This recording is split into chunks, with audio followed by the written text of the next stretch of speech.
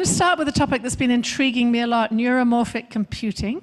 In other words, trying to make the computers work more like our brains, and when there are very efficient ways, right? And Heike, maybe you could start by giving us a sort of introduction and explanation of where we are with neuromorphic computing. Yeah, thank you very much. It's a great pleasure to be here and to explain at the beginning a bit of where we are with neuromorphic computing. And so, of course, I start with the just recently inaugurated high-performance computer in Europe, which is in Jülich. And you see it's the first exascale computer in Europe. And so what you also see is, I wanted to point out, is the power which you need, right? It's about 15 to 20 megawatt, and it's already the most energy efficient HPC in the top 5 on the list, right? So it's really already very, very energy efficient. But you see also the challenge, we discussed it already this morning also, that AI the demand of AI in power is like doubling every 6 months. And yesterday we heard from Juan that our brain is much more inefficient, right? We need about 20 watt. And I think we probably ate all more during lunch than 20 watt because of the wonderful lunch and all the dessert. And you see there is a big challenge of how can we bridge that. But we also, of course, know that our brain cannot do everything, which already tells us that we may go more into a specialization of all the chips which we are producing for the different applications. And so what's the big problem? A big problem is that we still use von Neumann computing architecture where we have the CPU and the memory separated. And I actually have an animation, but I think it doesn't work, so I will keep it. Where you see that, of course, the data is moving back and forth between the CPU and the memory, and this consumes a lot of energy for the data movement. And also the bus has a limited bandwidth, and it can be a true bottleneck for all the computation. So on the other hand, if you look at deep learning, we discussed about AI this morning, and then you can analyze of where does the energy go if you do deep learning. And you see in this breakdown of operation types, you have different, these lines are actually different models for speech, for language, for vision. Then you see that about 70 to 90% of the energy consumption is actually going into the matrix multiplications and additions. So that's also a lot of energy, which is, of course, we can escape out of that battle if we figure out better architectures for that. And so I actually started in 2015 in Yorktown to think about a roadmap for AI hardware for IBM. And we had different seed projects around the world, and we tried to pull these things together.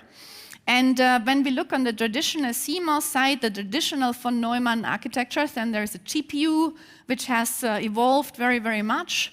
But we also see that it may be more difficult in the future to keep increasing the performance with this traditional architecture. We have the TPU, ASIC, and also IBM has built an AIU Spire called. And this is based on approximate computing. And so this approximate computing means you see a picture of Mona Lisa, even if I would make it even more pixelated, your brain will immediately realize this is Mona Lisa. And this is the skill of our brain to do pattern recognition instead of these normal architectured computers. So neuromorphic, but these still use the von Neumann architecture. So neuromorphic computing is designed to kind of mimic, and I think that's a big word, mimic, the human brain structure for highly efficient, low-power computing. And there has been different architectures also making use of CMOS, but implementing neural networks and neurons as architecturally with normal silicon CMOS devices. I have here Lohi.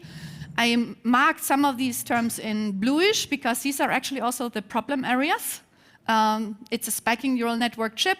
You have a neuron model, the programmability, that it's not too specialized, and you can make use also of an evolvement of the learning algorithms, etc.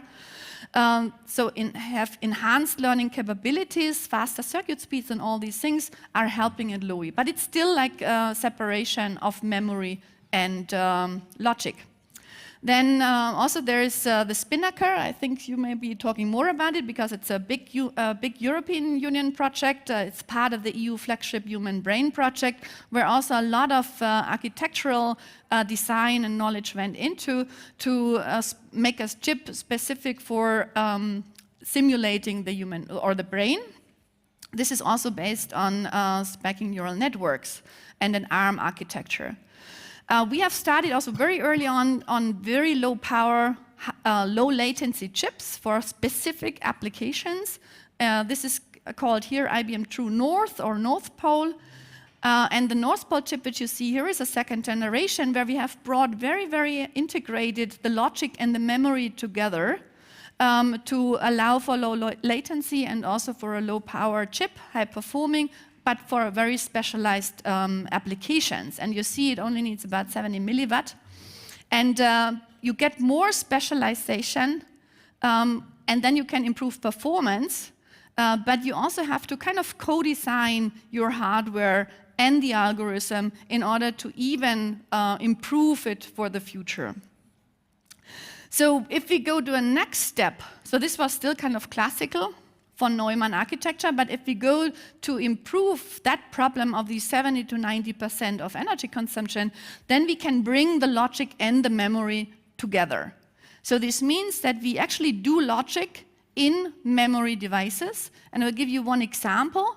In this one example, we have typical neural networks, and then we can map these neural networks basic math elements where we have to do matrix multiplication and addition to kind of a crossbar architecture, which I show at the bottom.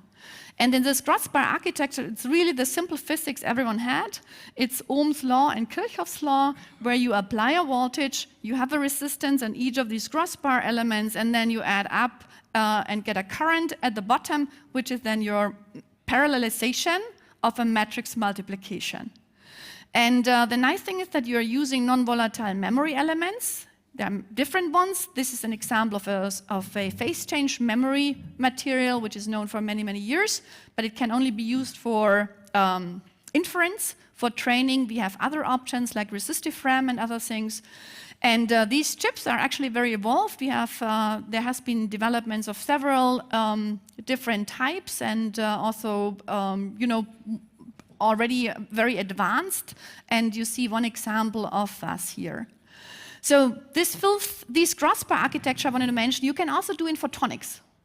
In photonics, for all these systems, it sounds sometimes very good, but you always have to have the complete system aspect in mind. I think you will talk more about this, right? Because you have digital analog converter and all these type of things where you really have to worry about the full system. But it's possible to also do like photonic accelerators in this architecture. And then the last thing is mimicking the brain, right? So it's very hard to mimic the brain because we didn't even understand it fully. But it's a goal to better understand on one hand what the brain does, and then on the other hand also to become better in mimicking it. And but of course, when we look just at a planar chip and at our brain, that we already see a big problem is the massive interconnectivity our brain has, and also then the timing aspect. So there's lots of things which we have to solve. There are also many exploratory concepts which are currently investigated, and so I'm sure there will be more knowledge and more invention in the future, but we always also have to keep in mind the system architecture and the system level, because the energy efficiency and the performance increase has to be there also after all the system aspects. At the end, I would like to highlight that, of course, neither classical or computing, neither AI, and also quantum will not replace the three of each other, but they really have to work together because they are more and more specialized in order to gain performance, gain speed, gain energy efficiency in the future. And a very important thing is also that we need to work a lot more on algorithms. I think we haven't discussed this here a lot, but the future gains are also in the co-design of the algorithm with the architecture, with a chip. And now we have 3 different types already, right? So we can also think about new algorithms which combine and the synergies of both of these three architectures in like an holistic algorithm. Thank you. Heike, thank you so much.